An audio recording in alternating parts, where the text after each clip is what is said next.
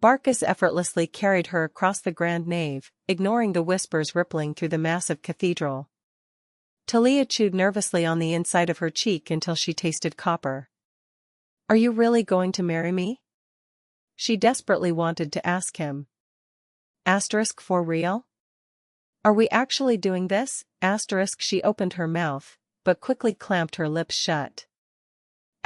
He is right. It is far too late to back down now. Talia looked down from the safety of his arms and scanned the hundreds of guests packing the pews.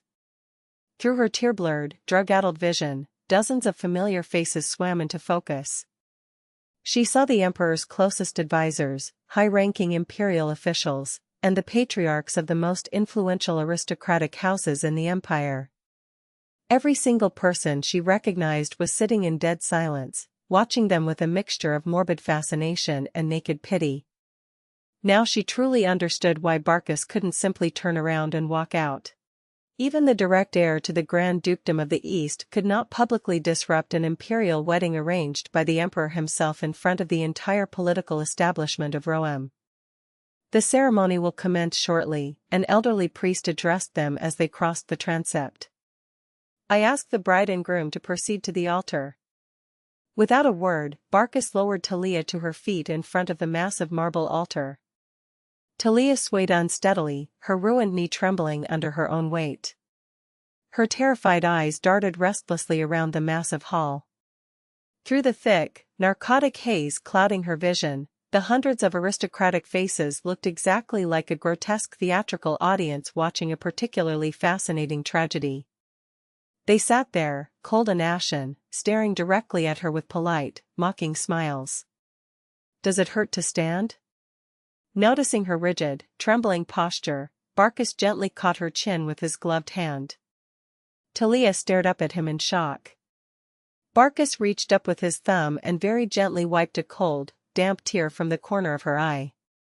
The touch was so incredibly tender that, for a fraction of a second, Talia genuinely believed everything happening right now was nothing more than an elaborate hallucination induced by the mandrake smoke. Barkas looked directly into her dilated pupils and whispered in a low, resonant voice. "Just be patient a little longer. Once the vows are over, you can finally rest." His voice was almost gentle, sounding exactly like a father coaxing an exhausted, frightened child. Talia's throat tightened painfully. "He's just terrified that I am going to have a hysterical meltdown in front of all these politicians," Talia thought bitterly. "He is just soothing me like a feral dog so I do not do something stupid and embarrass him." Talia forcefully repeated this cynical logic to herself, desperately trying to calm her wildly pounding heart. But suddenly, a sickeningly familiar voice cut through the heavy silence, a voice she had never expected to hear today. "It is absolutely disgusting to watch." Talia shuddered violently. Her shoulders hitched up to her ears as she slowly turned around. Some fools might actually think this is a love match. Crown Prince Gareth, dressed in a magnificent scarlet doublet, strolled casually down the center aisle, accompanied by a heavy escort of 6 imperial knights. The blood in Talia's veins instantly froze solid. "Why the sad face, dear sister?" Gareth sneered, stopping directly in front of the altar. "Your beloved brother has come to congratulate you." His lips curled into a cruel, mocking grin. Talia stared at him in absolute, paralyzing horror. Gareth was clearly immensely pleased to see how his famously abrasive, prickly stepsister instantly turned bone-white with terror at the mere sight of him. A sinister, predatory grin flashed across Gareth's handsome face. He leaned directly into her personal space and whispered ominously. "You paid for the title of Duchess with your own foot. You should try to smile a little wider." Talia stared back at him, her face completely drained of blood. On any other day, she would have instantly lunged forward and slapped him across the face, dragging her fingernails down his cheek to reopen his healing wounds. But right now, standing in front of the entire imperial court, suffocating under the weight of the mandrake smoke, she couldn't even force her mouth to open. The unexpected appearance of her sadistic abuser completely short-circuited her already clouded brain. Trapped in a waking nightmare, Talia could do nothing but violently tremble. Suddenly, a massive hand grabbed the back of her head and forcefully turned her face away. "Your Imperial Highness," Barkas said, his voice a low, restrained rumble. He pulled Talia flush against his chest, completely shielding her from Gareth's view. "If you are attending here as a guest, then behave accordingly." Barkas stared the crown prince down. "Do you really wish to cause a public scandal on your oldest friend's wedding day?" A heavy, incredibly dangerous silence hung over the altar. Talia, pressing her forehead desperately against Barkas's crisp white uniform, swallowed hard. She didn't understand why Barkas was actively protecting her from Gareth. Shouldn't it have been the exact opposite?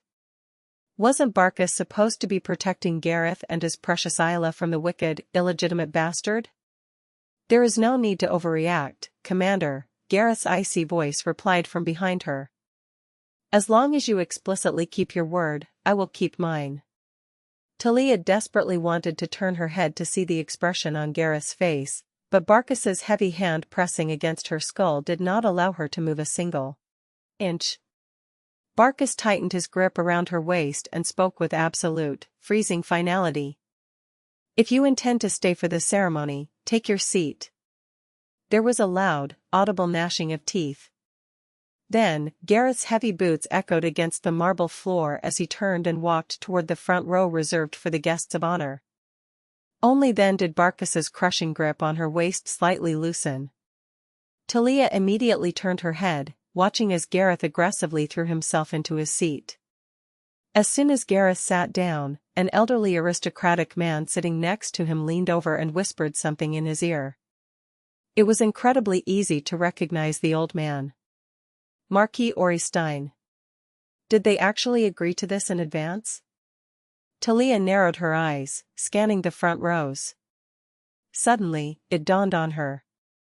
The overwhelming majority of the aristocrats gathered in the cathedral were highly conservative nobles who aggressively supported the crown prince's faction.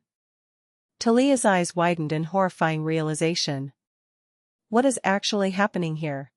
Before Talia could properly process the political implications, Barkas's strong hand grabbed her arm and firmly pulled her back toward him. "You do not need to think about any of this," Barkas commanded softly. His icy blue eyes locked onto hers, holding her gaze captive. "After today, you will never have to see any of these people ever again. Do not waste your precious time looking at them." He delivered the words with immense, deliberate emphasis, as if trying to physically hammer the promise into her skull. Then, without a shadow of hesitation, Barkas turned and led her up the final steps toward the altar. Talia followed him blindly, exactly like a dog on a leash, biting her chapped lips until they bled. Barkas hadn't seemed remotely surprised by Gareth's dramatic entrance. His chilling calmness managed to temporarily clear the confused, narcotic fog in her head. Gareth deliberately came here to show the entire Imperial court that this forced marriage has absolutely not damaged the ironclad political alliance between the Crown Prince and the Sican dukedom, Talia realized. And Barkas explicitly agreed to support this political illusion. From the very beginning, this entire wedding was nothing more than a massive, calculated theatrical performance. Barkas was doing it out of a strict sense of duty to the Emperor. And Talia was doing it purely for the sake of her own spiteful revenge. But at the end of the day, Barkas was still firmly on Ayla and Gareth's side. His Imperial Majesty the Emperor, and Her Imperial Majesty the Empress. A booming voice rang out from the grand staircase leading to the royal viewing balcony. Talia ripped her gaze away from Barkas and looked up. Emperor Darian and Empress Seneviere walked majestically toward the towering golden thrones positioned on the second-floor balcony overlooking the altar. They looked exactly like gods descending to judge the mortals below. Talia stared at the Emperor, completely enveloped in an aura of absolute, crushing imperial authority, before shifting her gaze to the woman standing next to him. Empress Seneviere, as always, was radiating an absolutely blinding, flawless light. Her hair was the exact color of molten gold. Her facial features were impossibly refined, and her figure was perfectly, sensually curved, looking exactly as though she had been sculpted by the gods specifically for the purpose of temptation. Once upon a time, a foolish, naive little girl named Talia had desperately believed that if she just tried hard enough, she could one day possess such breathtaking beauty. Now, looking at the monster who had intentionally orchestrated the wyvern attack to crush her own daughter's legs for political gain, Synovière's flawless beauty physically pricked Talia's eyes like burning needles. We will now begin the holy ceremony. As soon as the emperor and empress took their thrones, the high priest stepped up to the massive marble altar and spoke in a booming, solemn voice. Talia, physically supported by Barkas's arm around her waist, hobbled up to the priest. Directly behind the priest's deeply wrinkled face was a massive stained glass window, revealing a black, bruised sky heavy with torrential rain.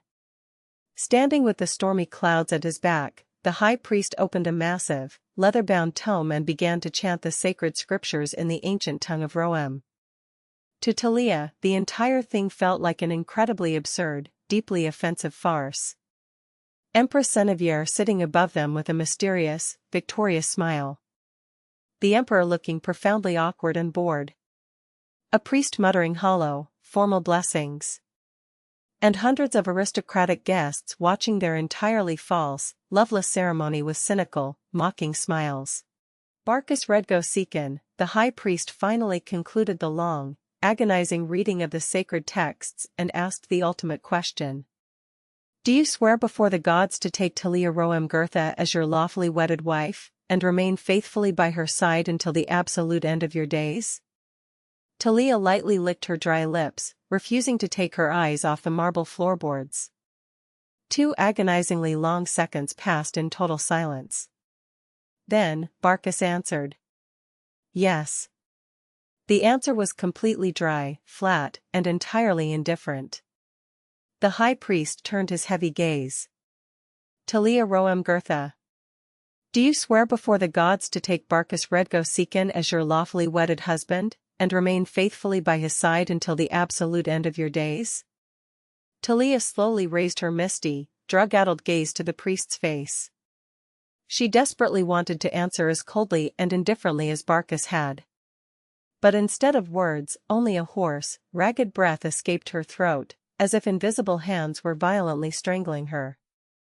The longer Talia remained entirely silent, the tighter Barkas's heavy hand clamped around her waist. Talia slowly turned her head and met his eyes. Barkas's icy blue gaze silently pushed her forward.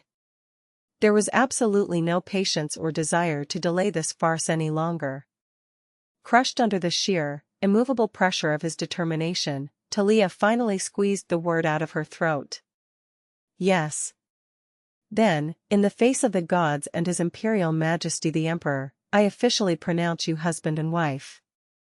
In an entirely indifferent, bureaucratic tone, the high priest concluded the holy ceremony. You may now seal your eternal union with a kiss.